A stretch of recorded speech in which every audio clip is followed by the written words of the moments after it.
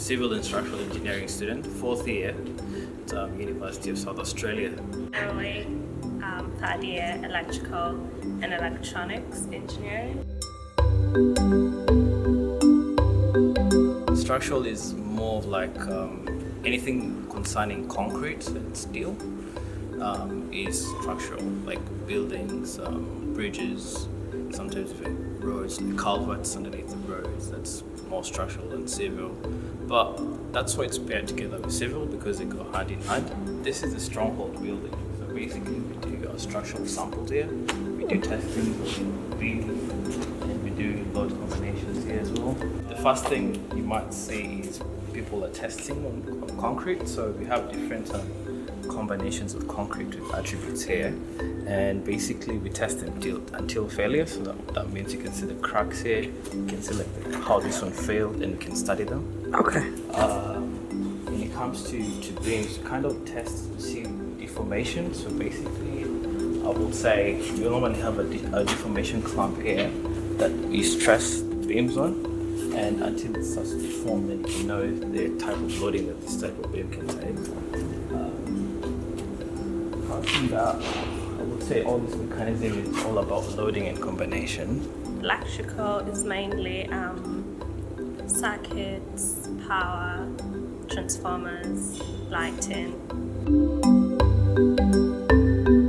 My dad's an electrical engineer in Kenya, but I wanted to be a doctor before, until I got to high school, and then biology was interesting, so I was like, oh, I'll do engineering, but I wasn't quite sure until I told my dad, and then just been working through it, and then I loved engineering, definitely love it.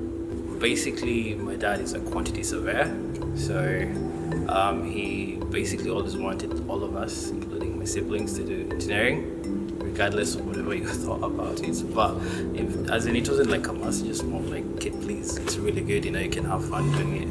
And because he started doing this when I was really young, so I thought engineering is a really good field. Plus, he loved his job, he traveled a lot. Australia is really good. Think about it.